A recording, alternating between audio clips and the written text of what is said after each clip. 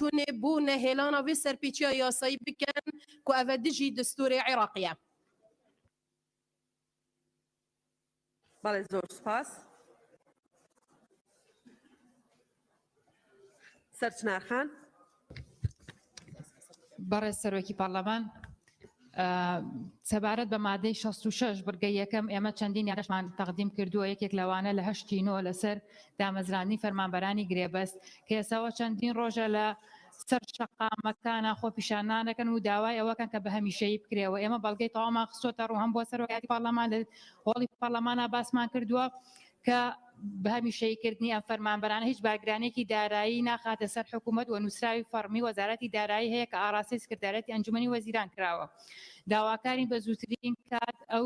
دانیشتە بکرێت لە ڕۆژێکی پێنجشەممە بەیان هەر ڕۆژێکی تر بێت. خاڵێک تر سەبارەت بە کۆچی گەنجان ئەوە زۆر قسەی لەسەر کرامن دووبارەی ناکەمەوە کە ئێمەش هاوڕاین لەسەر ئەوەی کە بە زووترین کات بێتە چارەسەرکردنەوە بابەتە. خاڵێکی تر بەڕێز سەرۆکی پەرلەمان باسە خاڵی پەیڕەویەکەن کە قسەکانی ئێمە پەیڕەوین مادەی 56 باسە خاڵی پەیڕەویەکات. ئەی مادەی 51 ئەی مادەی 98 کە لەسەر دەستەی سەرۆکایەتی پەرلەمانە جێبەجێ بکات لە بوجە و لەو دانیشتانەی کە لە ڕۆژانی پێنجشەممە لەگەڵ حکوومەتە ئەکرێ. ئەمە دەستەی سەرۆکایەتی پەرلەمانە خاڵی پەیڕەوی پێشەکە کاتێک کە بە ئێمەڵام خاڵی پەڵەی وەکو پەرلەمانتای پێشێلەکەن ئەی خۆتان چۆن ینی جوابی ئێمە ئەیەنەوە کە 8 ساڵە بوجە نهاتۆتە پەرلەمان مادەی 98 و 51تان کە بە نمونە و دوو مادەیەنەوە کە پێشێل کردووە و ئێمەش واجبی خۆمانە کە لێپرسینەوە لەسەر ئەوە بکەین بڵین بۆچی ئەو مادانە جێبەجێ ناکرێت و بۆ بوجە نایەتە پەرلەمان بۆ دانیشتەکان لە وەختی خۆیان ناکرێت و سوپاس. ئێمە واجبی خۆمانمان کردووە لەوەی کە هەموو جارێک تاکی دەکەینەوە کە ئەبێ بینێرن ئەوە حکوومەتە پێشێلکاریەکە لەوەی کە بجێ نەنادۆ نەک دەستی سەرۆکاتی و بەڕێستان معارەزەی حکوومەتن معارەزەی دەستی سەرۆکاتی نین. کاک سیروان فەرموو. ئێمە ژۆکو ئێوە پێمان وایە حکوومەت پێشێلکاریەکە سەنگەرەکەتان لە ئێمەیە بۆیە هیچ نەتیجەی نییە. بەڕێز سەرۆکی پەرلەمان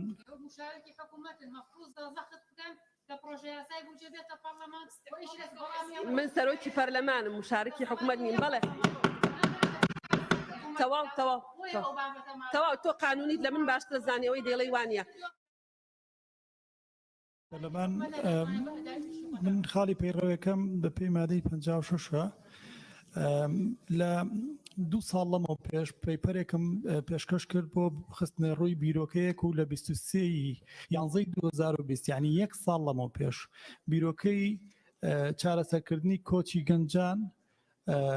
ویستم بیرۆکە بخەمە ڕوو هەتا ئێستانە وەڵامتان ناومەتەوە بەڵێ بە جەنابتماوە جارێکیان لە 4 جارم پێشکەش کردووە. من پرسیارەکەم ئەوەیە جەنابەت ڕاستت فەرموو ئەگەر ئەو دانیشتنەی ئەو جا کێشەی تێنەکەوتایە هەڵبەتە ئێمە شتێکمان نەکرد ئەگەر ئێوە بەڕێزیش ئەو پێپەرەی منتان چووکە من خۆم یەکەم پەنابەر بووم ئەزمونم هەیە ئەو ڕێگای ئەزانم چۆنە هەر لێ ئەزانم شتەکە بیرۆکەکەمتان سیر بکردایە و بتان هێشتا من ئالەوە بە 5-6 دقە بم کردە هەڵبەتە بەردێکمانە خسە سەر بەردێ. پرسیارەکەی من ئەوەیە ئایا بیرۆکەیم بە قەڵەمی سوور نووسرابوو یا بەشی نووسرابوو نەتان کرد ئێستاشی سەر بێ تکاتان لێ یەکەم ئەم ڕۆژتە پێشکەش یەکەم و بیرۆکەکەی من هەر هەمان شتە و تۆزە گۆڕانکاری بەسەراتوە. خێنە بەرنامەی کار من لە ڕاستیا زۆر کۆنە ئەو بابەتە داوایەکەینەوە و ئێمە کۆبوونەوەی پەرلەمانمان دانابوو ئەندامی بەڕێزی پەرلەمان هەستاوتی ئەم بابەتە گرنگە. ئەوە بەرهەمی ئەوەیە کە ئێمە بەزاجی ڕۆژ تەحدیدەکەین چ بابەتێک گرنگە. دروستە کاک. بەڵێ دکتۆر بەڕێز سەرۆکی پەرلەمان لە بەپێی ئەم پەیڕەوە پەرلەمانتار بۆی هەیە بیرۆکە بخاتە ڕوو بۆ چارەسەرە. من هەمیشە ئەوە کەمبیری خۆمان و جەنابتانی شێخەوە پەرلەمانتار ئیشی یاسادانانە بە دوواداچوونە پەیوەندی دیبلۆماسیە چارەسەرە. ئەگەر چارەسەرێکی هەمیشە تۆ جەنابەت ئەبمەتارین کەلیان ڕابینی ئەڵێ چارەسەر چییە؟ کاتێک کە چارەسەرەکە پێشکەشی جەنابتانەکەین ئەوە ینی بەداخەوە فرامۆش یاداشتەکەی جەنابەت بیرمەوەکو ئێستا خەلەلێکی تیابوو بۆیان گێڕایتەوە ڕۆژڵەی پەرلەمانی بەسەر هاتووە سێریەکەینەوە و حەقی خۆتە تۆ لەسەر حەقی. لیزا خان فەرموو. بەڕێز سەرۆکی پەرلەمان لە جەلسەی ڕابردوو لەسەر ڕاستپاردەی جەنابتان بە پێی مادەی 43 پێڕەوی ناوخۆی پەرلەمان لیژنەی دارایی ڕاستپێردرا بۆ ئەوەی لە ڕاستی و دروستی کەمبوونەوەی داهاتی ناوخۆ بکۆڵێتەوە بە تایبەتی لە سنووری هەندێک پارێزگا ئێمە لەسەر ڕاستپاردەی جەنابتان چەند کۆبوونەوەیەکمان ئەنجامدا و سەردانی بەڕێز وەزیری داراییمان کرد لێرەش ئەندامانی بەڕێزی پەرلەمان باسییان لەو بابەتە کرد وەکو لیژنەی مختص لەگەڵ وەزیری دارایی کەوتینە گفتوگۆ بۆ ئێمە ڕوونکردنەوە کە سەقفێکی زەمەنی داناوە بۆ چارەسەرکردنی ئەو کێشانە ماوەی مانگێکی داوە بۆ بەڕێوەبەرایەتەکانی باج لەو سنوورە کە کێشەکان چارەسەر بکە لە ئەگەری چارەسەر نەبوونی کێشەکان کە بەڕێزیان باسییان لەوە کرد زیاتر کێشەی تەکنیکی و فەنین دەست دەکەن بە ئیجراعات و هەروەکو لەم دوایەش دەستیان کردووە بە ئیجراعات لە خاڵە سنووریەکان بە تایبەتی خاڵی سنووری پەروێزخان کە گۆڕانکاری تێدا ئەنجام درا بۆ ئەوەی کە بتوانرێ داهاتی ناوخۆ لە هەرێمی کوردستان بە تایبەتی داهاتی باج زیاتر بکرێتەوە بۆ چارەسەرکردنی کێشەداراییەکانی هەرێمی کوردستان لەسەر پرسێکی تریش پرسی بودجە بەڕێزێکی تریش لە پەرلەمان باسی لە بودجە کرد ئێمە دیسان وەکو لیژنەی دارایی و کاروباری ئابووری دوێنێ کۆبوونەوەیەکمان ئەنجامدا لەگەڵ ئەلانی پەیوەندیدار لە وەزارەتی داراییەوە سەبارەت بە ئامادەکردنی بودجە و حکوومەتی هەرێمی کوردستان ئەم ساڵ بە تایبەتی بۆ ساڵی 2022 مسوڕە لەسەر ئەوەی کە بودجەیەکی تایبەتی بەخۆی هەبێت ئێستاش دەستی کردووە بە نووسینەوەی ئەو پرۆژە یاساییە و نزیکەی 2 هەفتە زیاترە کاری لەسەر دەکەن لە دواتردا کە کارەکانیان تەوابوو لەلایەن وەزارەتی دارایی بە تایبەت و وەزارەتی پلاندانان ئەوە دەنێرێت بۆ پەرلەمان زۆر سپاس. بەڵێ سپاس. کاک زکری. بنابراین خدای مزنو دلوان برای سروکی پارلمانی کردستان ذکری زیباری دیار روزانه چندین گنج لهرما کردستان آخا هرما کردستان جتلن او آخا چندین سال بابو با پیرتوان قربانی بودای لبرکو هیچ اوان گنجا هیچ امیدک به کردستان نمایه به حکومت نه تنه دامزراندن نه مستقبل که پیوست حکومت هرما کردستان زیوترین وقت درگه دامزراندن بوان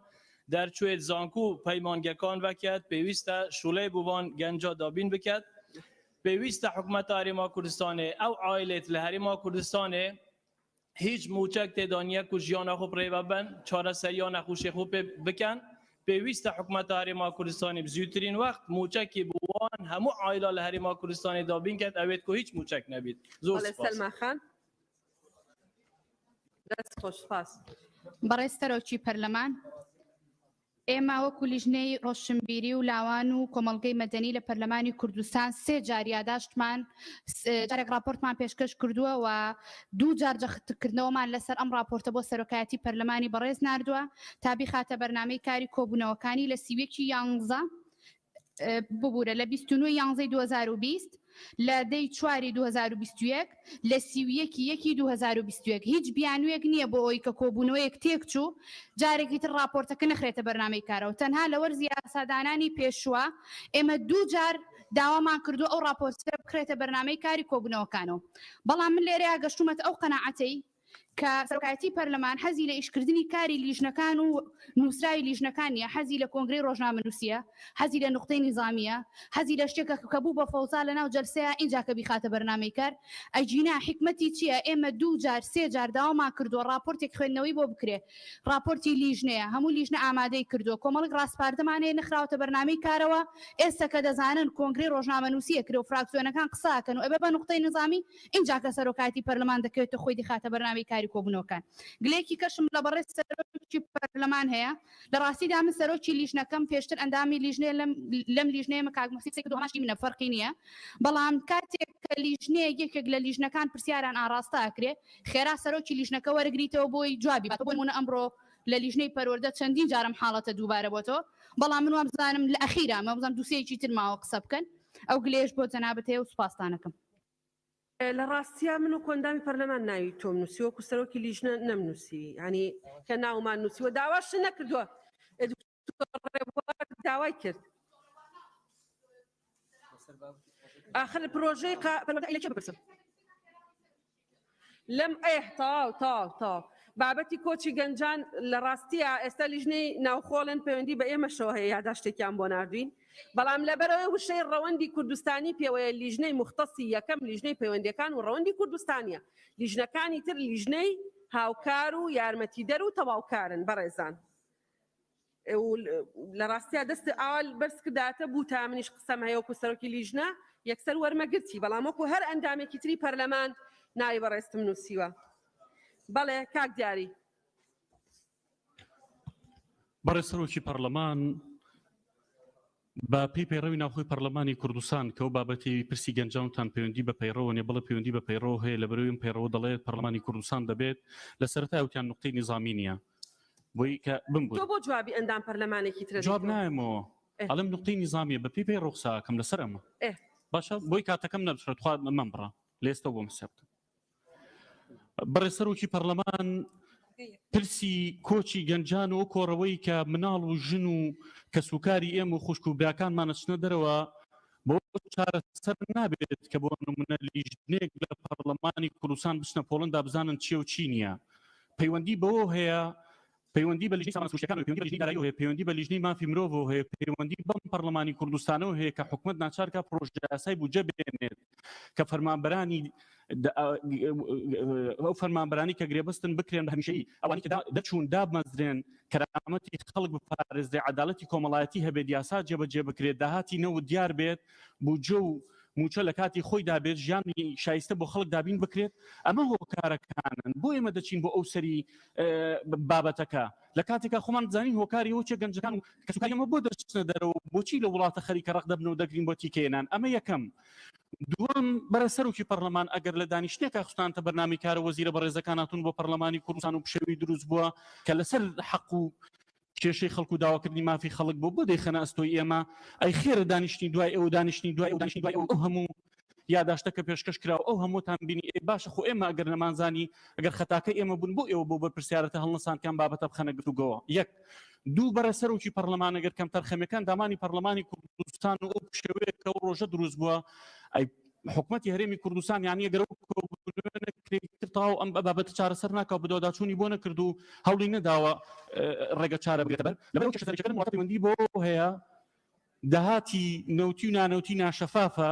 کەس نازانێت داهات و جماعەتی دێت لەبەرەوەی بەحسابێ وڵاتێکی دیموکراسین بەس دیموکراسی نین و ئەو هەموو ناحەقی و نادادیا کرێت یاسا سەروەر نیە لە وڵاتەدا ئەوەی بە ناوی مافی مرۆڤەوە دەکرێت لە وڵاتەدا ئەوەی کە دەگوزارێت خەڵکێک ئەگەر چەند ساڵ بخوێنێت و دانەمەزرێت ئەی فەرمانبەرێکی گرێبەست دوای 10 ساڵ بەڕبسەت 10 ساڵ و چەند ساڵ فەرمانبەری گرێبەست بێت و تاعین نەبێت ئێوە نەتیجەکەی ئێوە دەبێت ئێمە بدوای چارەسەریوانە بگەڕێین کەواتە بەڕاستی هۆکاری سەرەکی کە ئێمە نوێنەری خەڵکی نە پەرلەمانی کوردستانە بەڕاستی ئێمەوە شەرمە ئێمە لەسەر بابەتێکی دیکە قسە بکەین لە کاتێکا بابەتێکی گرنگ و بابەتێکی ڕاستەخۆ کە پەیوەندی بە ژیان و گوزانەی خەڵکەوە هەیە وەڵڵاهی مزایەدە نییە وەڵڵاهی خەو نەچۆتە چاوم کەوم ناڵانم بینیەوە گریاون بەرە سەرۆکی پەرلەمان خۆ بەدەری تۆڵ خۆمش لە عالەمێکی ترەوە نەهاتوین ئەوانش عالەمێکی تر نین فەرموو بایستە لەسەروانە قسە بکەین با هەڵبووین ڕێگە چارەی بۆ بدۆزینەوە بەیانی دوانی وەڕۆ ماوەسا عومەر فەرموو بەناوی خۆی بەخشندەی مێرەبان بەڕێز سەرۆکی پەرلەمان من بە خێرایی چوار بابەت کە هەمویان پەیڕەوین بەڕاستی عەزیز جەنابتانەکەم بەنسبەت یاسای بودجە و زەرورەتیەوە قسە کرا بەڵام بەپێی یەکێک لە بڕگەکانی مادەی 98 بڕگەی 2 دەستەی سەرۆکاتی پەرلەمان کاتێک حکوومەت یاسای بودجە نانێرێتە پەرلەمان ئەبێ داوای ڕوونکردنەوە بکە ئایا ئێوە داواتان کردووە ڕوونکردنەوەیان ناردووە بە ئێمە خەڵکی کوردستان بڵێن هۆکار چیە حکوومەت ئەم سەرەتاییترین ئەرکەی خۆی دارایی خۆی جێبەجێ ناکات خاڵی دووەم لە کۆبوونەوەی ژمارە 1970 2021 ژمارەیە گەندامانی پەرلەمان داوامان کرد پەرلەمان کۆبوونەوەیکی تایبەت کا لەسەر پلەبەرزکردنەوەی فەرمانبەران جەنابەت بەڵێنتدا کە ئەو بابەتە بە پێشنیازە بڕیارێک یا ئوسوڵێکی پەرلەمانی بخێنە بەردەستان ئێمە لە 2 2021 27 ئەندامی پەرلەمان پێشنیازە بڕیارەکەمان پێشکەش بە بەڕێستان کرد کە 5 مادەیە تا ئێستا نازانین چارەنووسەکەی بەچی گەشت کە یەکێک لە مادەکانی دەستپێکردنەوەی پلەبەرزکردنەوەی فەرمانبەران و قەرەبووکردنەوەی 5 ساڵی ڕابردوویانە خاڵی سێەم بەپێی پەیڕەوی ناوخۆ ئێمە یاداشتێکمان پێشکەش کرد لە هەفتەی ڕابردوو لەسەر کێشەی دەرچوانی 12 ئامادەی ئەم کێشەی هەموو ساڵێ دووبارە بێتەوە ڕاست ئەم ساڵ وەزارەتی خوێندنی باڵا کارێکی باشیان کرد کێشەکەیان چارەسەر کرد وەڵامی ناڕەزایەتیەکانیاندایەوە بەڵام ئێمە ئەمانەوێ بە ئامادەبوونی هەردوو بە ڕێزان وەزیری پەروەردەخوێندنی باڵا دانیشتێک بین بە هادیئی بۆی پلانێک دانین هەموو ساڵە دیسان گەنج بێ ئومێد نەبێتەوە بچێتەوە سەر شەقامەکان خاڵی چوارم سەبارەت بە کۆچ دەستی خۆش بێ ئەمڕۆ ئێمە ژمارە یاسایی ئەندامانی پەرلەمان داوات لە بەڕێستەکەین بە زووترین کات دانیشتێکی تایبەت لەسەر کۆچی گەنجان لەسەر ئەم ماڵوێرانی و ئازار و تراژیدیایە قسە بکەین و گفتوگۆ بکەین و بڕیاری دروست بدەین زۆر سپاس بەڵێ کاک جەلال فەرموو.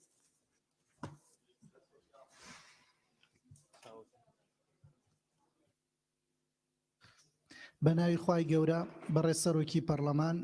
دیارە منیش بە پێی مادەی 58 قساکەم کە پرسیار هەم بە نووسراوە بە شەفەیش دەبێ ئاراستە بکرێت دیارە ئێمە لەگەڵ بەڕێز وەزیری ناوخۆ دوێنە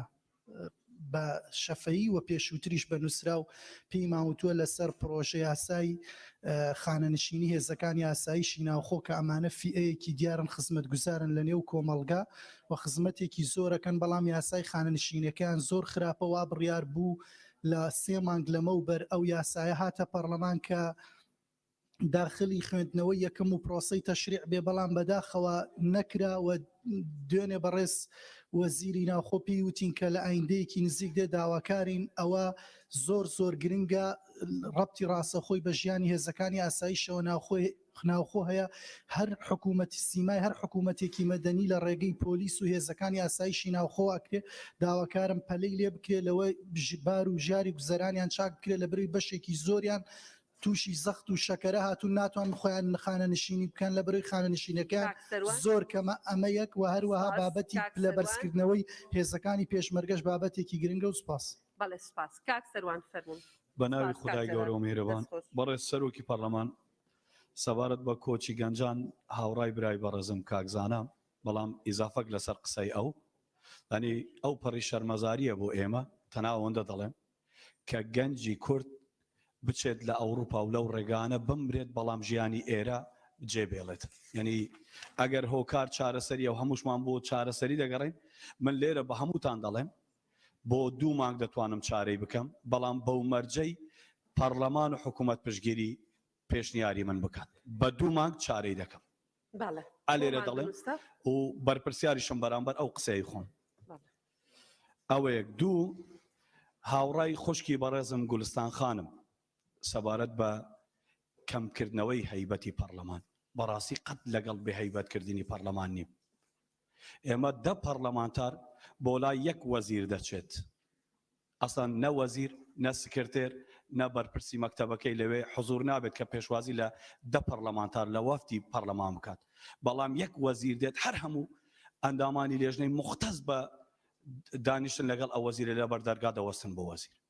خەتابار خۆمانین کە پەرلەمانمان بێهەیبەت کردووە قەت وەزیر نییە وەزیر هۆکار نییە جوابی من پێشتر دەمگوت بۆ جوابمان ناداتەوە خۆمان وامان لە وەزیر کردووە کە جوابی تەلەفۆنمان ناداتەوە چونکە بوو بوورە شتماوە سەبارەت بم بابەتە بێ قسەی خۆمان بکەین ئێمە ئەی بابەتی من چییە؟ ئەم بابەتە بابەتێکی گرنگە وەزیرەکان واجبیانە ڕێز لە پەرلەمان لە ئەندامانی پەرلەمان بگرن و هەر وەزیرێک پێشوازیتان لێ ناکە و ڕێستان لێ ناکرێ یەکەم مەچن بۆ لای 2 کە هات ڕێزی مەگرن و پێشوازی لێ مەکەن دروستە بەڵێ بەردەوام بە کاک سەرۆک تەواو سپاس کاک پێشاوە فەرموو بەڕێز سەرۆکی پەرلەمان لە باسکردنی مەسەلەی کۆچی گەنجانە من هەوڵەدەم چارەسەر بخەمە ڕووە تەنها قسەکردن نەبێت لەسەر ئەو بابەتەوە ئەم بابەتە نابێت تەنها بخرێتە سەر ئەستۆی لیژنەکانە بێ بە ڕێزیشتان بە ئەرکی خۆتان هەڵبستن و ئەگەر گوێ لە پێشنیارەکەم بگرن من پێشنیارەکەشم بۆ ئەوەی بەڕێز عەرزەکەم لەبارەی کۆچی گەنجانەوە مادەی 56 دەڵێت باسی دەستور و یاساکە ئەگەر گەنج لەم وڵاتە نەبێنێت دەستور و یاسا بۆ کێ ئەنووسیت دەستور و یاسا بەشێکی زۆری بۆ داهاتوە ئەگەر ئەوەی کە داهاتوو بنیادەنێت لەم وڵاتە نەبێنێتەوە تۆ دەستور و یاسا بۆ کێ دەرەکەیت و بۆ کێ ئەنووسیتەوە ئەگەر لە هۆکارەکان بپرسیت لە وڵاتێکا کە قاچاقچیەکی جگەر لە دکتۆرێکی جگەر عەیش و نۆش و ژیانی خۆشتر و بەرز و باڵاتر بێت حتمەن گەنجەکانی بەجێهێڵن لە وڵاتێکا کە قاچاقچیەکانی سەر سنوور تەحکوم بە ژیانی بەشێکی زۆری هاونیشتیمانیان ئەم وڵاتەوە بکەن و بەشێکی ئەو بەرپرسانەی کە تێوەگلاون لە گەندەڵی. بەس یەک نمونەت بۆ باس بکەم بەڕێز سەرۆکی پەرلەمانێکێک لە پێشانگا گەورەکانی ئۆتۆمبیل لە شاری هەولێر بە منی وتوتی تەنها لە یەک مانگدا 8 بۆ 9 ئۆتۆمبیلی سەر و 150,000 دلاری بە هەندێک لەو کەسانە ئەدرێت کە بە بەرهەمی بۆ تۆکس و فیلەر و هاتوونەتە ئەم وڵاتەوە. ئەگەر بۆ کچێک یەک ئۆتۆمبیلی 180,000 دلاری بکڕێت لەلایەن بەرپرسێکەوە چۆن گەنج لەم وڵاتە عاجز نەبێ و دڵی نەشکێت. بۆیە ئەمە کێشە جدیەکانن کە ئەبێ ئێمە قسەیان لەسەر بکەوە، نابێ قسەیان لەسەر بکەین، دەبێ عملیان بۆ بکەین. ئەم بابەتە فرە ڕەهەندە، ناکرێت لە یەک دیدگاوە سەیری بکەین، ناکرێت تەنها لە زاویەکەوە سەیری بکەیت. ئەگەر فراوانتر سەیری ئەم بابەتە بکەین لە دوای ساڵی 2014 کاتە حکوومەتی عراقی بودجێ هەرێمی کوردستانە بڕێدووە دەیەوێت سیاسەتی برسیکردنی خەڵکی هەرێمی کوردستان پەیڕەو بکات لەو کاتەوە کە دۆخی موچە خراپ بوو، ئیدی بێکاری دروست بوو، دامەزراندن نەما. بۆیە لەسەر ئێوەی بەڕێزە داوا لە سەرۆکایەتی هەرێمی کوردستان و دەست پێشخەری بکەن بۆ بەڕێزان لە حکوومەتی هەرێمی کوردستان وەکو سێ دەستەی سەرۆکایەتی کۆبوونەوەی گەنجان بدەن بۆی فشار لە حکوومەتی عراق بکرێت چی دیکە قوت و بودجەی خەڵکی کوردستان نەکرێتە یاریەکوە خەڵکی کوردستانی پێ برسی بکرێت. بەڕێز سەرۆکی پەرلەمان پێشنیارێکی دیکەم هەیە ئاخر ئەگەر بینوسە کاتەکە تا بەڕەفیقێکی تر بەناوی خوای گەورە بەڵێ کاک گۆران فەرموو. بەناوی خوای گەورە بەڕێز سەرۆکی پەرلەمان من گۆران عومەر عەلی قسەی خۆتی بە زیادەوە کرد کاک پێشەوە تەواو. فەرموو وەختت تەواو بوو سەرۆکی فراکسیۆنەکەش قسەی کرد. فەرموو کاک گۆران فەرموو. بەڕێز سەرۆکی پەرلەمان گۆران عومەر عەلی من پشگیری قسەکانی هەموو وتەکانی کاک پێشەوە هاوڕێمان یەکەم بەڕاستی قسەکانی جوان بوو لە جێی خۆی بوو سەبارەت بە کۆچی گەنجان. هەروەها پشگیری لە وتەکانی گوڵستان خانەکەم بۆ ئەو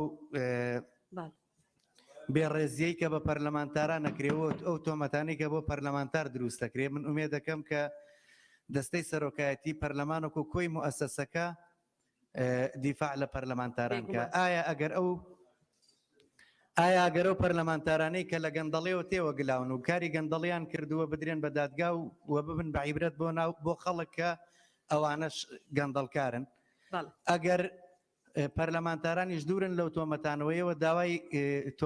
داوای یاسایی لەسەر ئەو شوێنانە تۆمار بکەن کە تۆمەتە خەنە پاڵ کۆی موئەسەسەکە ئەگەر هەر پەرلەمانتارێکیش بێت. بەڵێ سپاس کاک گۆران،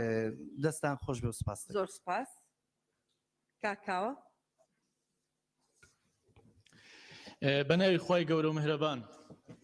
ئەوەی ئێستا ڕوەدا بەڕاستی بە تایبەت ئەوەی کە لەو ماوەی دوایی کە ڕێژەکە زۆر زیاتر بووە بەڕاستی ئەمە کۆچکردن نیە، ئەمە کۆڕەوە و دووبارەکردنەوەی مێژووەکە کە 30 ساڵ لەمەوبەر هاوڵاتیانی هەرێمی کوردستان کۆڕەویان ئەنجامدا لە دژی دەسەڵاتی ڕژێمی بەعەس بۆ هاتنە سەر حکمی دەسەڵاتی کوردی. بەڵام بەداخەوە دوای 30 ساڵ هاوڵاتیانی هەرێمی کوردستان گەنجانی هەرێمی کوردستان کۆڕەو دەکەن دژی دەسەڵاتی کوردی. یعنی ئەمە جیاوازیەکەیەتی 30 ساڵ پێش ئێستا بۆ دەسەڵاتی کوردی بوو، ئێستا دژی دەسەڵاتی کوردیە. زیاتر لە 500,000 گەنج لە هەرێمی کوردستان بێکارە، زیاتر لە 300,000 دەرچووی زانکۆ و پەیمانگاکانە، هیچ ئیشێک نییە بیکات، هیچ کەسابەتێک نییە، حکوومەت هەموو دەرگاکانی لێدا خستووە. ئەوەی بازرگانیە لە هەرێمی کوردستان دەکرێت دەسەڵاتداران و سەرمایەداران و بەرپرسانی باڵای ئەم هەرێمە قۆڕغیان کردیە بۆ خۆیان و کەس و کار و خزم و دۆستەکانیان. هیچ شتێک نەماوە لەم وڵاتە گەنج دڵی پێخۆش بێ، گەنج چاوەڕێی بکە، ومێدێک نەماوە لەم وڵاتە بۆ گەنج. بۆیە گەنج تاکە ڕێگا تاکە چارەسەری ئەوەیە کە بەڕاستی ئەم وڵاتە بەجێ دێڵێت. ئەم وڵاتە سەیرەکەی یعنی ماگانە 100 ملیۆن دلاری داهاتی نەوت خاڵە سنووریەکان داهاتی ناوخۆ دەدزرێت دیار نامێنێ بڕوا بکە. پێشنیارم ئەوەیە ئەو پارەیە کە ماگانە دەدزرێت لە هەرێمی کوردستان بەس یەک مانگ نەدزرێ بێتن چارەسەری کێشەی گەنجان و هاوڵاتیانی هەرێمی کوردستانی پێ بکرێت. ئەمە چارەسەرەکەیە. 100 ملیۆن دلار لە داهاتی نەوت بۆچی دیار نامێنێ؟ بۆچی خاڵک و مرگەکان تا ئێستاش دزی و تاڵانی بەردەوامە؟ بۆچی داهاتی ناوە خۆ ناگەڕێتەوە خەزێنەی حکوومەت؟ ینی بەڕاستی پەرلەمان بۆ چییە؟ ینی پەرلەمان بۆ ئەوەیە کێشە چارەسەر بکە، پەرلەمان بۆ ئەوەیە بەڕاستی ئەو دیاردانە نەهێڵێ. ئێمە 3 ساڵە لە پەرلەمان. کاکمان فەرموو. بەڵێ کاکەوە ناکرێ هەمیشە ئێمە بەس قسە بکەین بەبێ ئەوەی چارەسەرێکمان پێ بێت چۆن نەکرێ بۆ شێوێ کاکەوە لە بەهێمنی پێشنیارت تەڕەحکە و تەواو لەسەر خۆت کاک من فەرموو کاک من فەرمون لەسرە خۆ بابە دەست بەهێمنی ڕۆژتۆ بێڵن با بەهێمنی بڕۆ بەڕێز سەرۆکی پەرلەمان ڕێگەی بێ قسەکەم تەواو کەم بۆی مەفهومەکە بگا ڕەنگە ئەم جوملانی کە ئێڵێم لای هەندێک ئەگەر تەواو نەکرێ باش نەگاتیانی شاعیرێکی بەناوبانگی سووری هەیە ناوی محەممەد ماخوتە ئەڵێ هیچ شتێ بەم خاکەوە نامبەستێتەوە پێڵاوەکانم نەبێ ئەمە مانای نییە کە ئەم شاعیرە کەسێکی نیشتیمان پەروەەر نییە بەڵکو تاوان و جەریمە لە وڵاتەکەیە و ناحەقی پێشێلکاری ماپی مرۆڤ گەندەڵی هەموو مەسەلانە ئەم قەنەعەتی لا دروستەکە بەداخەوە بەشێکی زۆری ئەوانی کە کۆچیان کردو وڵاتیان بەجێشت و ئەم شعوریان لا دروست بووە ئەوانە خەڵکی نیشتیمان پەروەرن خەڵکانی دڵسۆزن تاقەی زۆر زیندون بۆ وڵاتی ئەمە بەداخەوە ئێستاکە گەر لیان پرسی ئەڵە چی بە وڵاتەکە دەبەستێتەوە ئەڵە تەنیا پێڵاوەکانم بەداخەوە بەرپرسیارەتی دامەزراوەکانی دەوڵەتە بەرپرسیارەتی پەرلەمان و حکوومەتە لە ئاس بەرپرسیارەتی ئەم دۆخە کارەسات بارەیە بین لە کۆی گشتیەوانی کە پەیوەندی بە مەسلەی پەرلەمانەوێ لە لای ئێمە من چەند مادەیەک ئاماژە پێ یەکەم کە بۆ پەرلەمانتارانی بەڕێز و بۆ سەرۆکایەتی هەر لە مادەکانی 66 98 51 و دینە خوارەوە بۆ مادەیەشدە کە پەیوەندی بە دەسەڵاتی سەرۆکی پەرلەمانەیە بۆ نمونە ئەوەی کە پەیوەندی بە نەناردنی بودجەوە هەیە کە کووت و ژیانی خەڵکە بۆی ژیان باشکن لە وڵاتەیە بۆی کۆچ سنوورێکی بۆ دابنرێت تەماشاکە لە مادەی 98 بڕگەی یەکەمی کە پێویستە لەسەر ئەنجومەنی وەزیران لە بڕگەی دووەما پێویستە لەسەر ئەنجومەنی وەزیران بڕگەی سێم چارەسەری تایە ئەبێ ڕوونکردنەوە بدا بە ئەنجومەنی وەزیران واگەر نەدا لە ماوەی 15 ڕۆژە چیە پرسیاری من لە جەنابتانەوەیە ئایا ڕوونکردنەوە ئەنجومەنی وەزیران پاساویە ناوەتەوە چییە ڕوونکردنەوەکە قانعی کردوون لەسەر ئەم مەسلەیاندا و هەموو ئەو ئەندامە بەڕێزانەی لەسەر مەسلەی کۆچ لەسەر مەسلەی گرانی سوتەمەنی داهاتی نەوت کێشەی گرێبەستوانە بێش هەموومانە کردیان قسەی باشیان کرد داوا لە سەرۆکایەتی پەرلەمانەکەم و بۆ ئەوەی کە لە مادەی لە ناو مادی 50یشدا کە پەیوەندیە بە دانیشتەکانەوەیە کارێک بکرێ ڕۆژانی پێشەمەش لەگەڵ حکوومەتتا لە کۆنتاکتا بین بۆ ئەوەی چارەسەری ڕیشەیە بدۆزینەوە ئەم مەسلەیە پرسێکە پەیوەندی بە ژیانی ئێمە و بەداخەوە لە ئێستا کارەساتێکی گەورەی کۆڕەوەیە کە ناوی کۆڕەوی هاونیشتیمانیانە بۆ دەروی وڵات و سپاس بەڵێ سپاس بۆ بەڕێزت شنۆخان بەو ئەوە نووساوەکەمان نردووە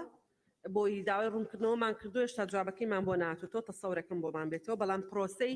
ئامادەکردن دەستی پێ کردووە و ئێمە ژۆکو پەرلەمان پرۆژەی بودجەی خۆمانمان حازر کرۆ لە ڕێگەی لیژنەی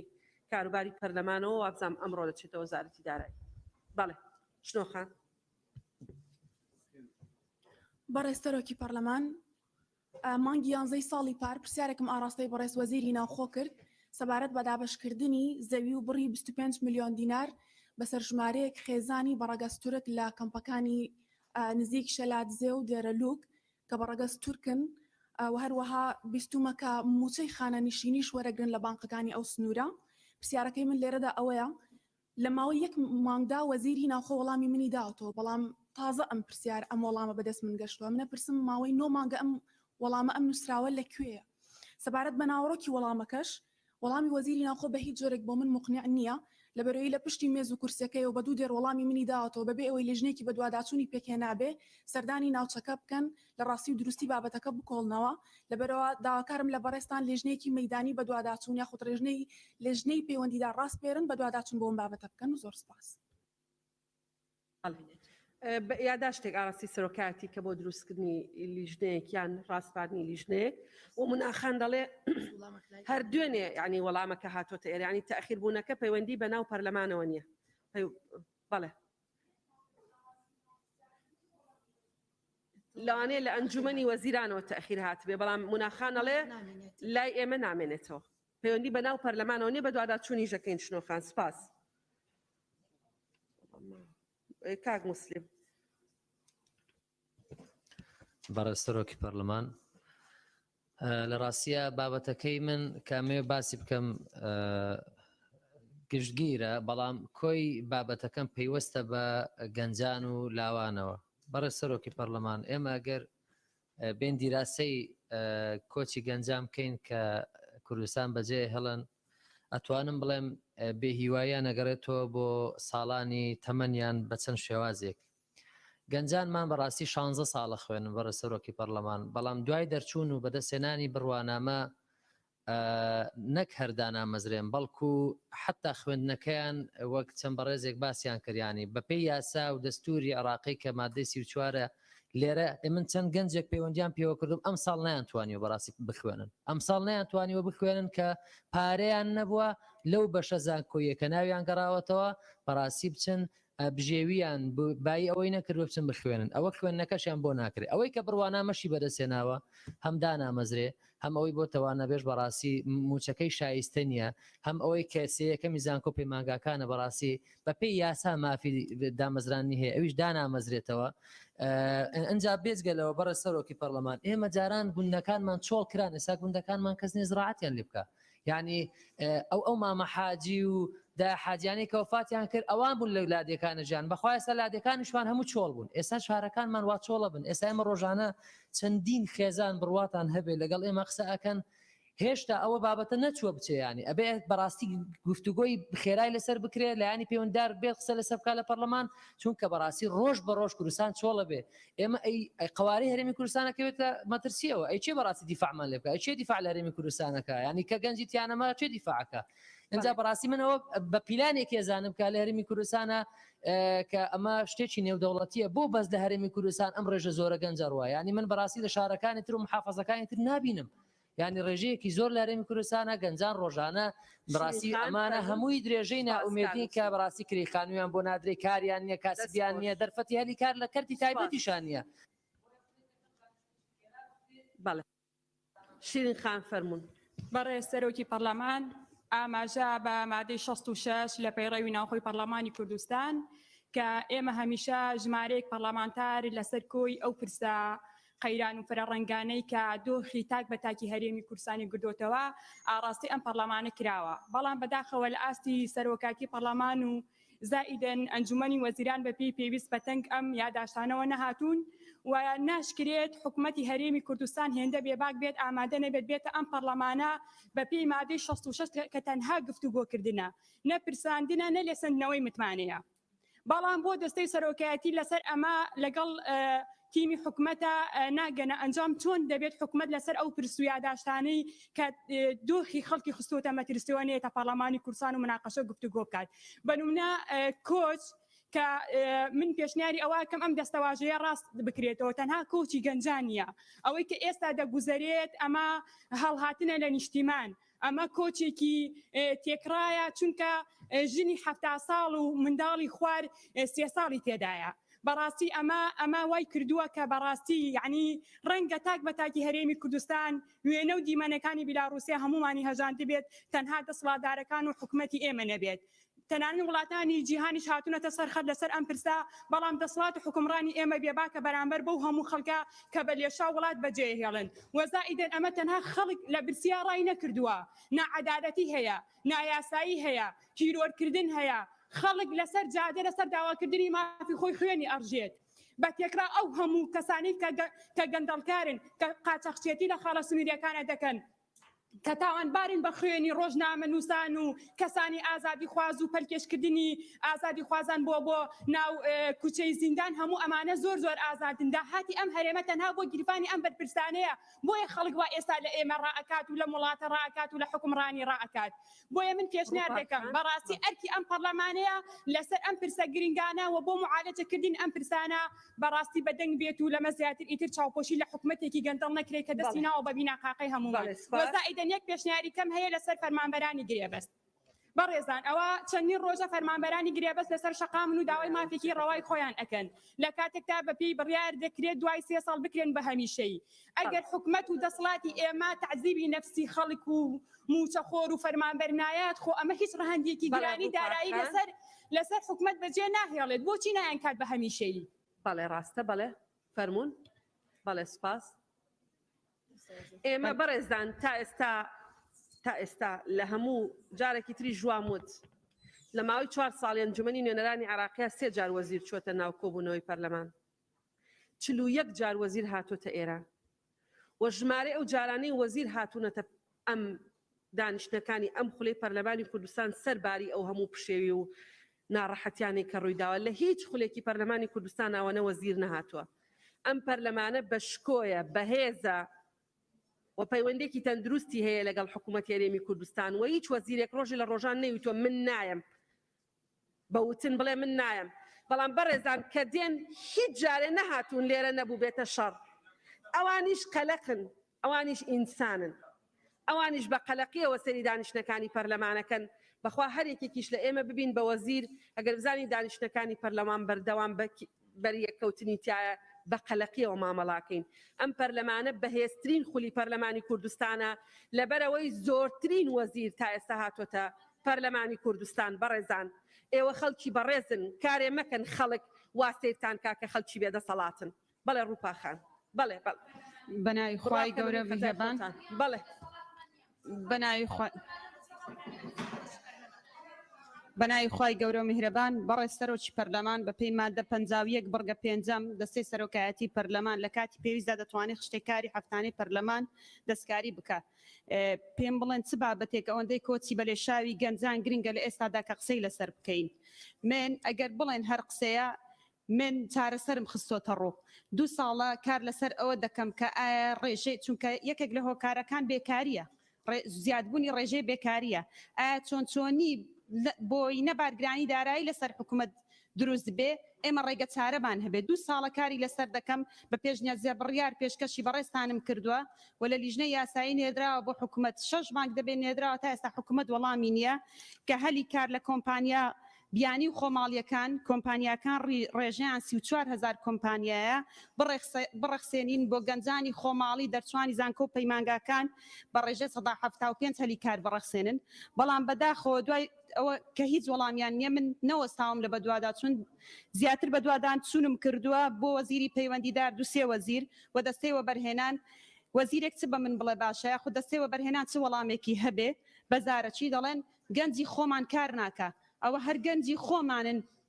ئێستا خەریجی زانکە و پەیمانگایە بە 300,000 مانگانە کار دەکات 8 سەعات زیاتر کاری پێ دەکرێت.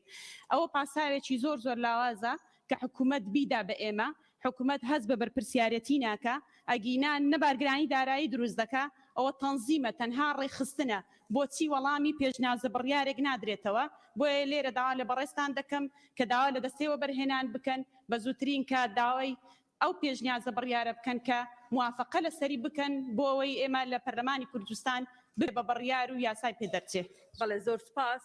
لە ڕاستی ئێمە بەدوادا چوونمان کردو بۆ پرۆژە بڕیارە چکە ئێمەش وەکو دەستی سەرۆکایەتی بەلامانەوە گرنگ بووە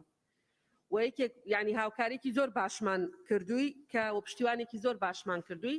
زیاتر لە جارێک بۆ خۆم من متابعەم کردووە ئەوان دەڵێن ئێمە ئەمانەوێت لە ناو پرۆژە یاسای تازەی وەبەرهێنانە جێگەی بکەینەوە کە پرۆژە یاسایە کە ئێستا زۆربەی قۆناغەکانی تێپەڕانوە و لە قۆناغی کۆتاییایە کە پەسەندکردنی ئەنجومەنی وەزیرانی ماوە ینی نانەوێت پرۆژە بڕیارێک بێ بەجیا دەیانەوێت ببێتە بەشێک لە ناو پرۆژە یاسایەکی فراوانتر کە پرۆژە یاسای وەبەرهێنانە لە هەرێمی کوردستان و پرۆژە یاسایەکی تازەیە و هیوادارین بە زووترین کات بگاتە پەرلەمانی کوردستان. مامۆستا ئەبوبەکر و بەدریەخان ئاخر کەسن. فەرموو مامۆستا ئەبوبەکر. بەڕێز سەرۆکی پەرلەمان پرس و کێشەکان 4 جۆرن. هەندێک پرس هەن گرنگی شن و بەپەلەشن، هەیە گرنگە بەڵام بەپەلە نییە، هەیە بەپەلەیە بەڵام گرنگ نییە، هەیە نەگرنگە و نەبەپەلەیە. ئەمەی بابەتی کۆچی گەنجان هەم گرنگە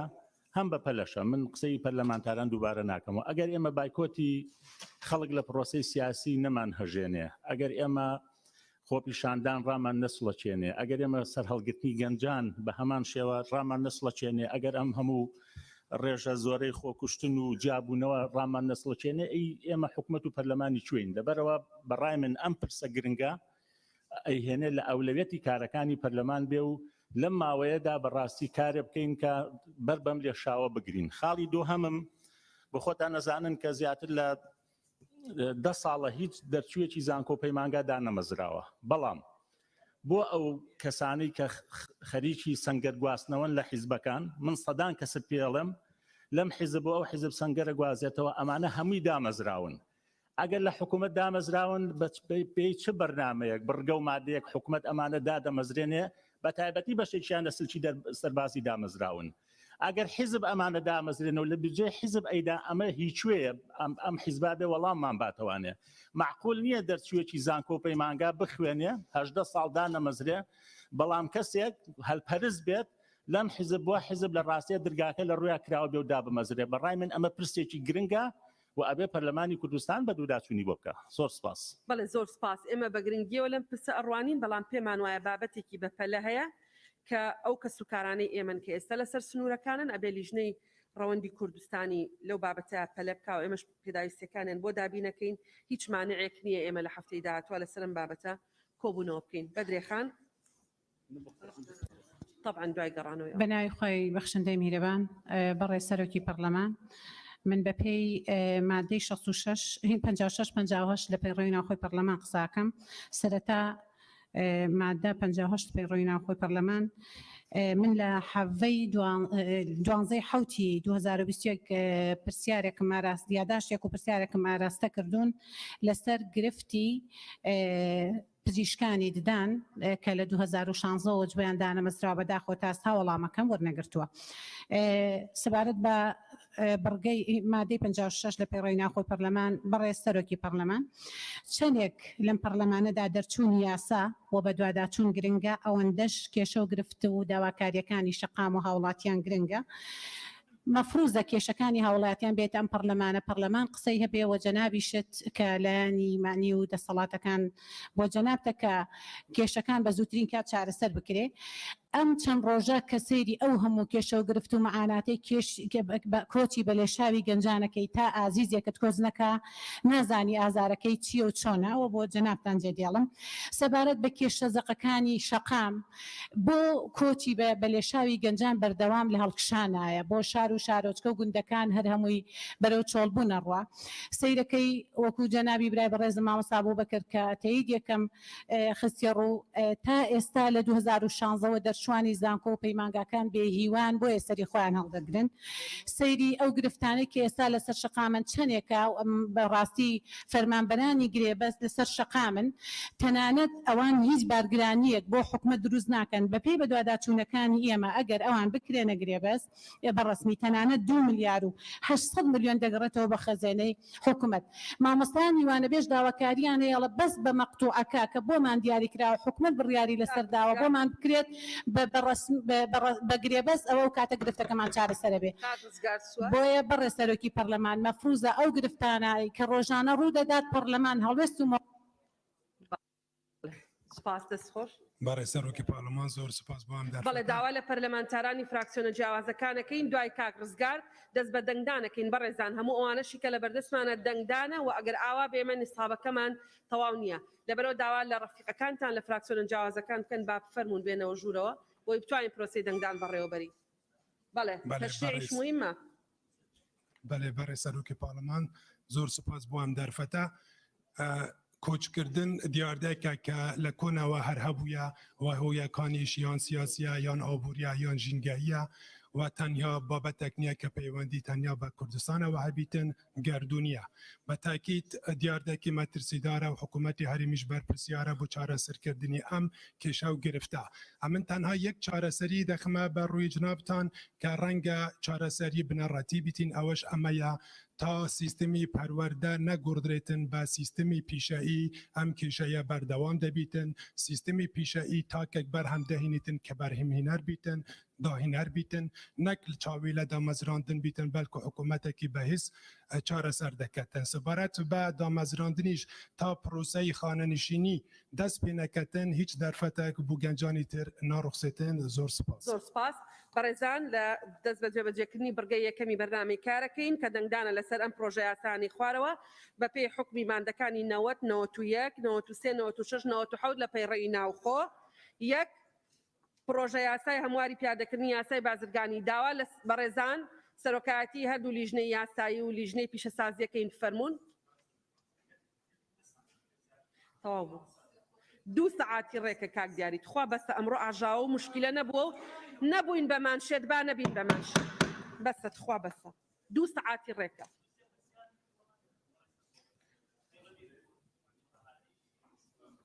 ئێمە داوای ڕوونکردنەوەمان کردووە لە حکوومەت وەڵامەکەیمان بۆ هاتوۆتەوە بەوەی کە پرۆسەکە دەستی پێکردو ئەوەی بودجە چیتر بوو نردوومانە بۆ لیژنەی قانونی نردوومانە بۆ لیژنەی قانون هیچ لە لای سەرۆکایەتی نییە بە مادەی 79 لیژنەی قانونی بڕیار بدا هەرچی خوێندنەوەی یەکەمی بۆ بکرێ ئێمە خوێندنەوەی یەکەمی بۆکەین 100 یەک پێشنیازە یاساش لە لای سەرۆکایەتی پەرلەمان نییە بەڕێزان 31 پێشنیازە یاساش خوێندنەوەی یەکەمی بۆ کراوە لە لای لیژنەکانی پەرلەمانی کوردستانە چەندین جارە جەختەکەینەوە راپۆرتی پێشنیازە یاساکان ئامادەکەن ئاراستەی لیژنەی یاسایی بکەن بۆی بتوانێت راپۆرتی تەواوی لەسەر بکە.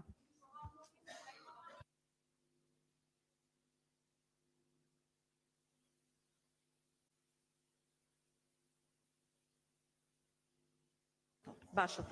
بەڵێ بەڵێ ئەینێرین بۆ حکوومەت داوای ئامادەبوونی لایانی پەیوەندیدارەکەین ئەوەی کە نەمان ناردبێ ئەوەی جەختەکەینەوە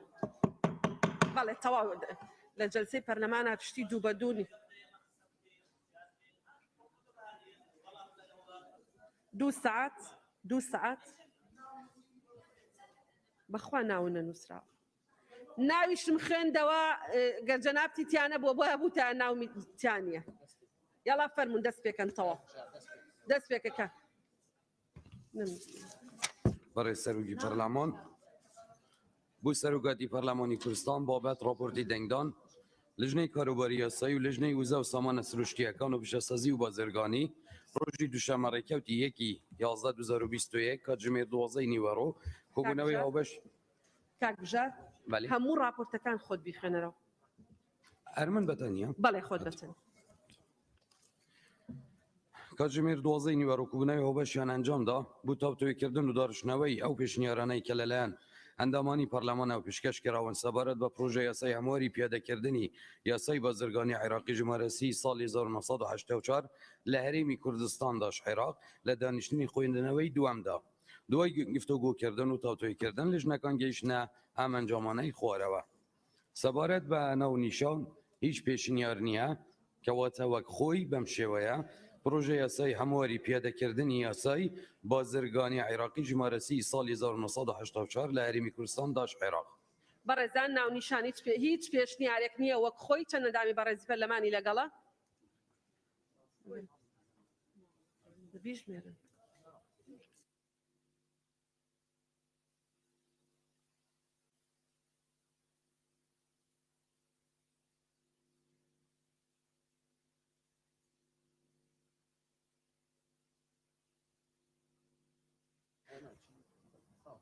بەدەنی 53 ئەندامی پەرلەمان پەسەند کرا فەرموون بەڕێز سەرۆکی پەرلەمان سەبارەت بە مادەیەک هیچ پێشنیار نییە کەواتە وەک خۆی مادەیەک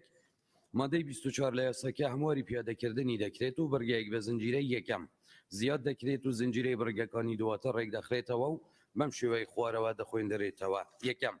یەک وەزارەتی بازرگانی و پیشەسازی لە هەرێمی کوردستان داش عێراق لایەنی تایبەتمەند دەبێت بە تۆمارکردنی ناوی بازرگانی و ڕێکخستنی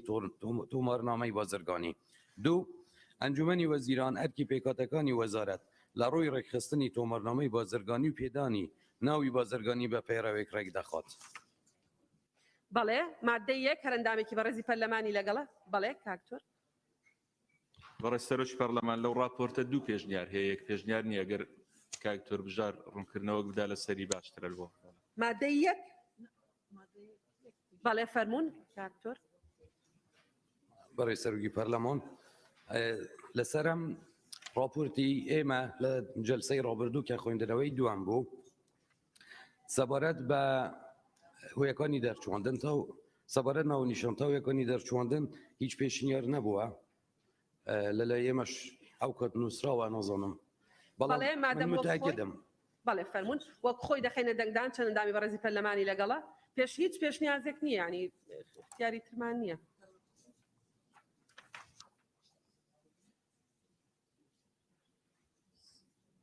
راپۆرتان نەخست بۆ سندوقی بەڕێزان ئەندامانی پەرلەمان دەنگدانە ببورن ڕاستە ڕاست تەواو هەر کەس داوای کرد ڕاست دروست 54 دەنگ پەسەند کرا بەڕێز سەرۆکی پەرلەمان سەبارەت بە مادە دوو هیچ پێشنیار نییە وەک خۆی مادە دوو تەقی بەرگەی یەکەم لە مادەی 25 یاساکە هەمواری پیادەکردنی دەکرێت و بەم شێوەیە خوارەوە دەخۆین دەرێتەوە. یەکەم پێویستە لەسەر تۆمارکاری ناوە بازرگانیەکان تۆماری ناوی بازرگانی بکات بە مەرجێک گونجاو بێت لەگەل حکومەکانی ئەم یاسایە وڕاتی بکاتەوە ئەگەر پێچەوانەی بێت و پێویستە بڕیارەکەی بڵاو بکاتەوە جاچە بە تۆمارکردنی بێت یان بەڕەتکردنەوەی لە بڵاوکراوەی تایبەت بە ناوە بازرگانیەکان کە بۆ ئەم مەبەستە دەری دەکات. بەڵێ هەر بەڕێزێک لەگەڵ مادەکەیەوە بخۆی.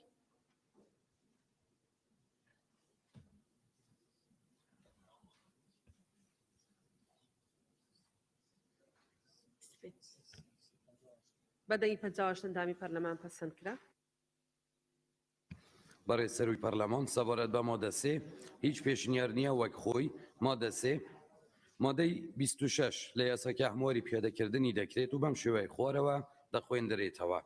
وەزارەتی بازرگانی و پیشەسازی لە هەرێمی کوردستاندا عێراق ئەرکەکانی هاتوو لەم یاسایە پەیوەست بە تۆمارکردنی ناوە بازرگانیەکان و تۆمارنامەی بازرگانی دەگرێتە ئەستۆ. بەڵێ بەڕێزان هەر بەڕێزێک لەگەڵ مادەکەیە وەک خۆی.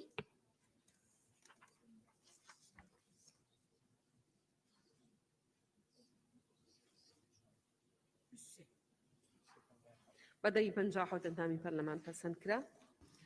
بەڕێز سەرۆکی پەرلەمان سەبارەت بە مادە 4 هیچ پێشنیارێک نییە وەک خۆی. مادە 4 دەستەواژەکانی ژوورە بازرگانی و پیشەسازیەکان و یەکێتی ژوورە بازرگانی و پیشەسازی عێراقیەکان و ژووری بازرگانی و پیشەسازی تایبەتمەند کە لە مادەکانی 27 29 31 32 و بەرگەی دووەمی مادەی 36 یاساکە هاتوون دەگۆڕدرێنەوە بە دەستەواژەی وەزارەتی بازرگانی و پیشەسازی لە هەرێمی کوردستاندا عێراق. هەر بەڕێزێک لەگەڵ مادەی 4 وەک خۆی.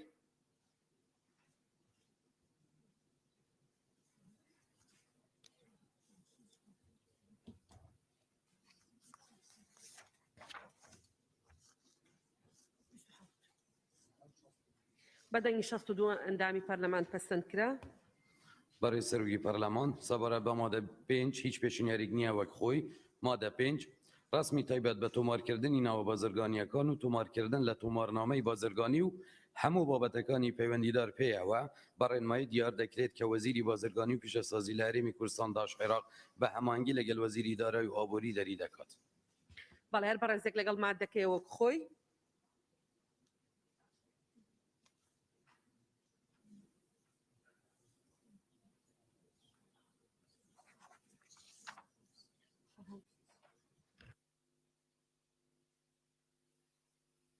بەدەنگی 61 ئەندامی پەرلەمان پەسەند کرا. بەڕێز سەرۆکی پەرلەمان سەبارەت بە مادە 6 هیچ پێشنیارێک نییە کەواتە وەک خۆی. مادە 6 پێویستە لەسەر لایەنە پەیوەندیدارەکان حکومەکانی ئەم یاسایە جێبەجێ بکەن. هەر ئەندامێکی بەڕێزی پەرلەمان لەگەڵ ئەوەیە کە مادەکە وەکو خۆی پەسەند کرێت.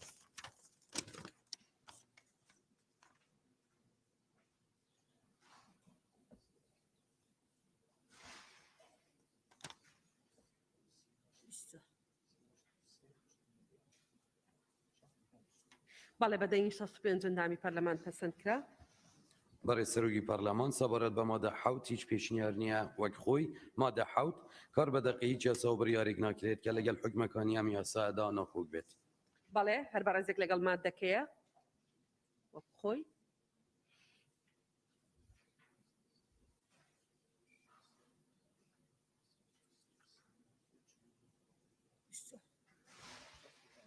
بەدەنگی 65 ئەندامی پەرلەمان پەسەند کرا. بەڕێز سەرۆکی پەرلەمان سەبارەت بە مادە 8 هیچ پێشنیار نییە وەک خۆی. مادە 8 ئەم یاسا لە ڕێکەوتی بڵاوکردنەوەی لە ڕۆژنامەی فەرمی وەقایە کوردستان جێبەجێ دەکرێت. بەڵێ هەر کەس لەگەڵ مادەی 8 وەکو خۆی فەرموون.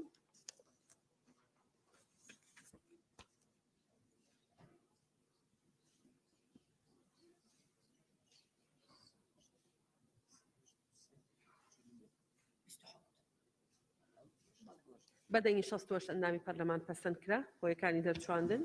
بەڕێز سەرۆکی پەرلەمان سەبارەت هۆیەکانی دەرچواندن هیچ پێشنیارێک نییە وەک خۆی. هۆیەکانی دەرچواندن بە مەبەستی ڕێکخستنەوەی تۆمارنامەی بازرگانی و تۆمارکردنی ناوە بازرگانیەکان و ڕاستپاردنی بەلایەنێکی فەرمی کە وەزارەتی بازرگانی و پیشەسازیە لە هەرێمی کوردستاندا عێراق ئەم یاسایە دەرچوێنرا. هەر بەڕێزێک لەگەڵ هۆیەکانی دەرچواننەوە وەکو خۆی.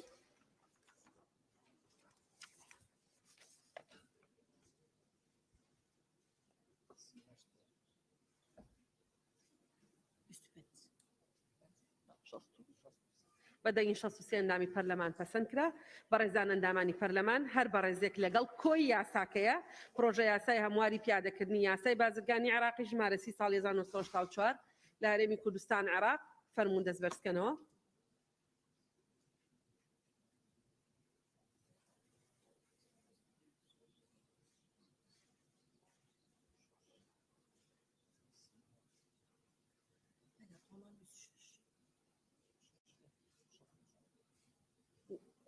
بەدەین 64 ئەندامی پەرلەمان پەسەند کرا پیرۆزبایی لە خۆمان و لەگەلی کوردستانەکەین دوای ئەوە فەرموون لیژنەی پیشەسازی سەرچاوان با لیژنەی کشت و کاڵ بێنە ئێرە فەرموون لیژنەی کشت و کاڵ آخر ئێمە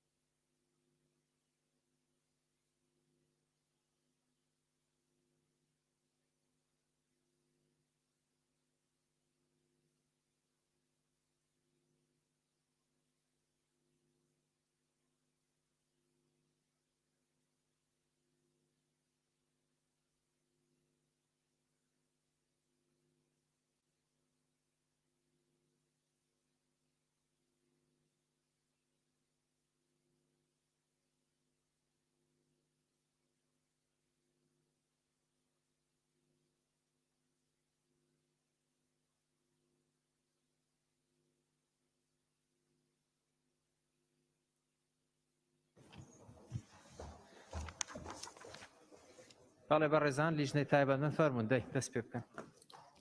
بەڕێز سەرۆکی پەرلەمان بۆ سەرۆکاتی پەرلەمانی کوردستان بابەت راپۆرتی دەنگدان لیژنەی کاروباری یاسایی و لیژنەی گشت و کاڵ و هاودێری ڕۆژی سێشەمە ڕێکەوتی 2/11/2021 کاتژمێری 11 پێش نێوارە کۆبوونەوەی هاوبەشیان ئەنجامدا بۆ تاوتوێکردن و داڕشنەوەی ئەو پێشنیارانەی کە لەلایەن ئەندامانی پەرلەمانەوە پێشکەش کراون سەبارەت پرۆژە یاسای هاوردەکردن و بەرهەمهێنانی بنەتۆ و شەتل و تۆمارکردن و پەسەندکردن و پارێزگاریکردن لە تەرزە گشت و کاڵیەکان لە هەرێمی کوردستاندا عێراق لە دانیشتنی خوێندنەوەی دووەمدا دوای گفتوگۆکردن و تاوتوێکردن لیژنەکان گەیشتنە ئەنجامانەی خوارەوە سەبارەت بە ناونیشان هیچ پێشنیار نییە وەک خۆی بەم شێوەیە پرۆژە یاسای بەرهەمهێنان و هاوردەکردنی بنەتۆ و شەتل و تۆمارکردن و پەسەندکردن و پارێزگاریکردن لە تەرزە گشت و کاڵیەکان لە هەرێمی کوردستاندا عێراق. بەڵێ بەڕێزان سەبارەت بە ناونیشان دیاری هیچ پێشنیازێک نیە بەڕێزێک لەگەڵێتی وە خۆی بمێنێت با دەست بەرز کاتەوە.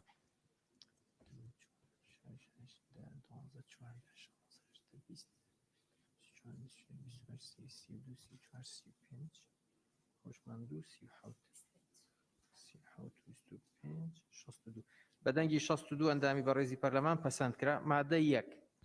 بەڕێز سەرۆکی پەرلەمان سەبارەت بە مادەیەک دوو پێشنیار هەیە پێشنیاری یەکەم و خۆی مادەیەک بۆ مەبەستی حکومەکانی ئەم یاسایە دەستەوەژانەی خوارەوەمانەکانی بەرامبەریان دەگەێنن یەکەم هەرێم هەرێمی کوردستاندا عێراق دووەم وەزارەتی گشت و کاڵ و سەرچاوەکانی ئاوی هەرێم سێەم وەزیری گشت و کاڵ و سەرچاوەکانی ئاوی هەرێم چوارەم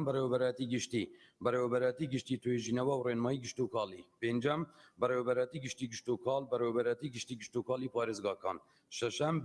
بەشی بەرهەمهێنان و بەسەندکردنی بنەتۆ لە بەڕێوەبەراتی گشتی توێژینەوە و ڕێنمایی گشت و کاڵی حوتەم بنەتۆ ئەو بەشەیە کە بۆ زیادبوونی ڕۆک بەکار دێت وەک بنەتووی گەنم و جۆ و نیسک و پیاز و براڵە و پەتاتە هەشتم پلە مەبەست پلەی بنەتۆیە بە پێی خەسڵەتی هونەری و خاوێنی بۆ ماوەی دیار دەکرێت نوێم توی بە خێوکار ئەو توایە کە بە بڕێکی زۆر کەم بەرهەم دەێنرێت لە ژێر سەرپەرشتی و چاودێری ڕاستەوخۆی بە خێوکەری ڕۆک لە بەڕێوەبەراتی توێژینەوەکانیان زانکۆکان دەیەم توی بنەرەتی ئەو توایە کە لە توی بە خێوکەر بەرهەم دەێنرێت لەلایەن توێژینەوە گشت و کاڵیەکان یان کۆمپانیای تایبەتمەند لە بواری گشت و کاڵی و لە ڕووی بووماوەی بەرزترین ئاستی خاوێنی هەیە بەراورد بە توی تومارکرا و پەسەندکرا و یازدەیەم توی تومارکرا و ئەو توایە کە لە چاندنی توی بنەرەت یان توی تومارکراوی دیکە بەرهەم دەهێنرێت لەلایەن توێژینەوە گشت و کاڵیەکان یان جوتیاری نمونەی و ئاستی خاوێنی لە ڕووی خەسڵەتی بۆ ماوەی بەرزە دوازدەیەم توی پەسەندکرا و ئەو توایە کە لە توی بنەرەت یان توی تۆمارکراو یان توی پەسەندکراوی دیکە بەرهەم دەهێنرێت لەلایەن جوتیاری نمونەیی و خەسڵەتی بۆماوەی هاوشێوەی تەرزی چاندراوی تێدا بەدی دەکرێت. سێزدەیەم شەتل ڕۆیەکی گۆڕاویان هەمیشەیی کە لە نەمامگەکان دەچێندرێت زیاد دەبێت بۆ مەبەستی بازرگانی و دەستا و دەستکردنی لە چاڵاکی گشت و کاڵیدا. چواردەیەم تەرس کۆمەڵێک ڕۆیەکی خاوێنی لە یەکچووە لە ڕووی بۆماوەییەوە بە خەسڵەتی دیاریکراو لە تەرزەکانی تری هەمان جووری ڕوەک جیا دەکرێتەوە. پازدەیەم ڕێبەری تەرزە گشت و کاڵیەکان لیستی ناوی تەرزە گشت و کاڵیە پەسەندکراوەکانە کە لە لژنەی نیشتیمانی بۆ تۆمارکردن و پەسەندکردن و پارێزگاریکردن لە تەرزە گشت و کاڵیەکان دەردەچێت. شازدەیەم ئێستا ڕێکخراوێکی سەربەخۆی قازانجنەویستە تایبەتە بە بواری گشت و کاڵی و گرنگی دەدات بە بەرە و پێشبردننی بواری بنەتۆ و ساڵانە پەیرە و ڕێنمایی نوێ لەم بوارەدا دەردەکات. حەڤدەیەم کۆمپانیای دامەزراو بە پێی یاسا بەرکارەکان و پێویستە مولەتی بەرەمهێنانی بنەتۆ یان هاوردەکردنی یان هەردووکیانی هەبێت. هەژدەیەم لژنەی باڵا لژنەیەکی تایبەتە بە تۆمارکردن و پەسەندکردن و پارێزگاریکردن لە تەرزە گشت و کاڵیە پەسەندکراوەکان لە عێراق و هەرێمی کوردستان کە بارێگاکەی لە هەولێرە. پێشنیاری دووەم پێشنیاری هەردوو لژنەی تایبەتمەند بە پێ و دەسەڵاتانەی مەدە نۆتۆیەک بەرگەی چوارەم لە پەیڕەوی ناوخۆی پەرلەمانی کوردستان کە بە لژنەی یاسایی و تایبەتمەند دراوە ئێمە لە کوبەندی و بژاردانەی پێشنیار کراون لەلایەن ئەندامانی پەرلەمان لە دانیشتنی خوێندنەوەی دووەمدا ئەم پێشنیارانە دەخینە ڕوو و داوا دەکەین بخرێتە دەنگدان. مادەکە وەک خۆی لەگەڵ ئەم گۆڕانکاریانەی خوارەوە. یەک لە بەرگەی شەشەم و لە هەر بەرگە و مادەیەکی ئەم یاسادا دەستەواژەی بەش بکرێتە بەڕێوەبەراتی و بەم شێوەیە لێ بکرێت. شەشەم بەڕێوەبەراتی بەرەمهێنان و پەسەندکردنی بنەتۆ لە بەڕێوەبەراتی گشتی توێژینەوە و ڕێنمای گشت و کاڵی. دوو بەرگەی حوتەم بەم شێوەیە لێ بکرێت. حوتەم بنەتۆ ئەو بەشەیە کە بۆ زیادبوونی ڕۆیەک بەکار دێت وەک بنەتۆی گەنم و جۆ و نیسک پیاز براڵە و قەتاتە و هەر جۆرێکی تر. سێ بەرگەی دەیەم بەم شێوەیە لێ بکرێت. دەیەم توی بنەرەتی ئەو توایە کە لە توی بەخێوکار بەرهەم دەهێنرێت لە ڕێگەی توێژینەوە گشت و کاڵیەکان یان لەلایەن کۆمپانیای تایبەتمەند لە بواری گشت و کاڵی و لە ڕووی بۆماوەی بەرزترین ئاستی خاوێنی هەیە بەراورد بە توی تۆمارکراو و باوەڕپێکراو. چوار بەرگەی یازدەیەم بەم شێوەیە لێ بکرێت. یازدەیەم توی تۆمارکراو ئەو توایە کە لە چاندنی توی بنەرەت یان توی تۆمارکراوی دیکە بەرهەم دەهێنرێت لە ڕێگەی توێژینەوە گشت و کاڵیەکان یان لەلایەن جوتیاری نمونەیی و ئاستی خاوێنی لە ڕووی خەسڵەتی بۆماوەیی بەرزە. پێنج بەرگەی چواردەیەم بکرێتە بەرگەی دوازدەیەم و بەرگەی دوازدەمیش بکرێتە بەرگەی چواردەیەم لەگەل گۆڕینی دەستەواژەی پەسەندکراو بۆ باوەڕپێکراو و بەم شێوەیەی خوارەوە. دوازدەیەم تەرس کۆمەڵێک ڕۆیەکی خاوێنی لە یەکچووە لە ڕووی بۆماوەییەوە و بە خەسڵەتی دیاریکراو لە تەرزەکانی تری هەمان جووری ڕۆیەک جیا دەکرێتەوە. چواردەیەم توی باوەڕپێکراو ئەو توایە کە لە توی بنەرەت یان توی تۆمارکراو یان توی پەسەندکراوی دیکە بەرهەم دەهێنرێت لەلایەن جوتیاری نمونەیی و خەسڵەتی بۆماوەیی هاوشێوەی تەرزی چاندراوی تێدا بەدی دەکرێت. شەش بەرگەی هەژدەیەم بەم شێوەیە لێ بکرێت. هەژدەیەم لژنەی باڵا لژنەیەکی تایبەتە بە تۆمارکردن و پەسەندکردن و پارێزگاریکردن لە تەرزە گشت و کاڵیەکان لە هەرێمی کوردستان و عێراق و پەرەپێدان و زیادکردن و دابەشکردنی بنەتووی گونجاو کە بارێگاکەی لە هەولێرە. بەڵێ بە ڕێزان دیارە سەبارەت مادە یەک دوو پێشنیازەیە پێشنیازی یەکەم وە خۆی هەر بە ڕێزێک لەگەڵ یەتیبات دەست بەرزکاتەوە کەسی لەگەڵ نییە. پێشنیازی دوم پێشنیازی لیژنەی تایبەتمەند هەر بە ڕێزێک لەگەڵێتی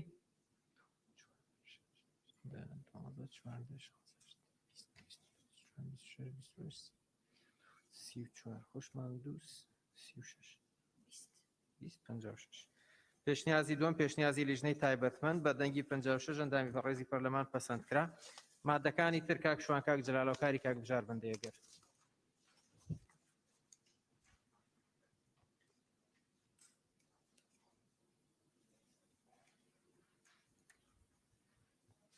مادەی دوو سەبارەت بە مادەی دوو هیچ پێشنیارێک نییە وەک خۆی. مادەی دوو بە پێی حکومەکانی ئەم یاسایە بەرهەمهێنانی بنەتۆ و شەتڵ و ڕێکارەکانی لە ڕێگای مۆڵەتی فەرمی دەبێت. سەبارەت بە مادەی بەس کاکچۆن بە مادەی دوو بە ڕێزانی هیچ پێشنیارێک نیە وەک خۆی هەر بە ڕێزێک لەگەڵێتی با دەست بەرزکاتەوە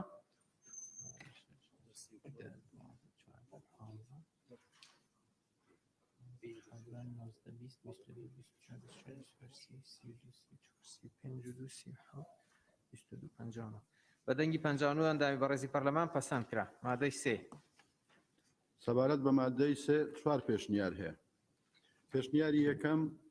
مادەکە وەک خۆی تەنیا بڕگەی شەشەم بەم شێوەیە لێ بکرێت شەشەم ئەگەر داواکاریەک پەسەند نەکرا دەبێت هۆیەکە ڕوون بکرێتەوە و داواکاری بۆی هەیە داواکار بۆی هەیە لە ماوەی 15 ڕۆژ تانە لە بڕیاری پەسەند نەکردن پێشکەش بکات پێشکەشی وەزیر بکات ببوورە کاگوژارەوە هەڵەشی تێدا پێشکەشی وەزیر بکات یایەشکەمە وەزیر بکات و دەبێت وەزیریش لە ماوەی 15 ڕۆژدا وەڵامی تانەکە بداتەوە و لە ئەگەری وەڵام نەدانەوەدا تانەکە بە یەکلاکەرەوە لە بەرژەوەندی تانە لێدەر ئەژمار دەکرێت پێشنیاری دووەم مادەکە وەک خۆی تەنیا بڕگەی شەشەم بەم شێوەیە لێ بکرێت شەشەم ئەگەر داواکاریەک پەسەند نەکرا دەبێت هۆیەکە ڕوون بکرێتەوە و داواکار بۆی هەیە لە ماوەی 15 ڕۆژ تانە لە بڕیاری پەسەند نەکردنی پێشکەشی وەزیر بکات دیسانیایەکی نەقوستانە و دەبێت دەبێت وەزیریش لە ماوەی 30 ڕۆژ وەڵامی تانەکە بداتەوە پێشنیاری سێم وەک خۆی مادەی سێ مەرجەکانی بەدەستهێنانی مۆڵەتی فەرمی بەرهەمهێنانی بنەتەوە و شەتڵ و ڕێکارەکانی یەکەم پێشکەشکردنی داواکاریەک بۆ بەش بە مەبەستی وەرگرتنی مۆڵەتی بەرهەمهێنانی بنەتەوە دووەم داواکاریەک ئەمانەی خوارەوە لە خۆ دەگرێت یەک ناونیشانی بەرهەمهێن دوو شوێنی کێڵگەکە سێ جۆر و تەرز و پلەی بنەتەوە سێم پێشکەشکردنی بەڵگەنامەی خاوەنداریەتی یان مافی هەڵسو و کەوتکردن پێکردن یان بەکرێگرتنی زەویەک چوارەم پێویستە بەش هەڵبستێت بە بەرزکردنەوەی داواکاری کۆمپانیا بۆ بەڕێوەبەرایەتی گشتی بە مەبەستی پێدانی مۆڵەت پێنجەم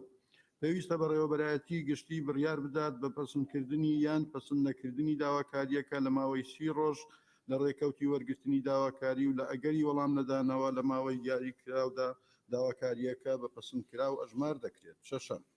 ئەگەر داواکاریەکە پەسەند نەکرا دەبێت هۆیەکە ڕۆن بکرێتەوە داواکار بۆی هەیە لە ماوەی 15 ڕۆژ تانە لە بڕیاری پەسەند نەکردنی پێشکەش بە وەزیر بکاتن دەبێت وەزیریش لە ماوەی 30 ڕۆژ وەڵامی تانەکە بداتەوە و لە ئەگەری وەڵام نەدانەوەی تانەکە دیسانیایەک نەقوستانە بە یەکلاکەرەوە لە بەرژەوەندی تانە لێدەر هەژمار دەکرێت حوتەم داواکار دەبێت بڕی 50 ملیۆن دینار بەرامبەر 50,000 دینار بەرامبەر مۆڵەتی بەرهەمهێنانی بنەتەوە و شەتڵ پێشکەش بکات پێشنیاری چوارەم پێشنیاری هەردوو لیژنەی تایبەتمەند مادەکە وەک خۆی تەنیا بڕگەکانی یەکەم و دووەم و خاڵی سێ و شەشەم بەم شێوەیە لێ بکرێت یەکەم پێشکەشکردنی داواکاریەک بۆ بەڕێوەبەرایەتی بە مەبەستی وەرگرتنی مۆڵەتی بەرهەمهێنانی بنەتەوە و شەتڵ دووەم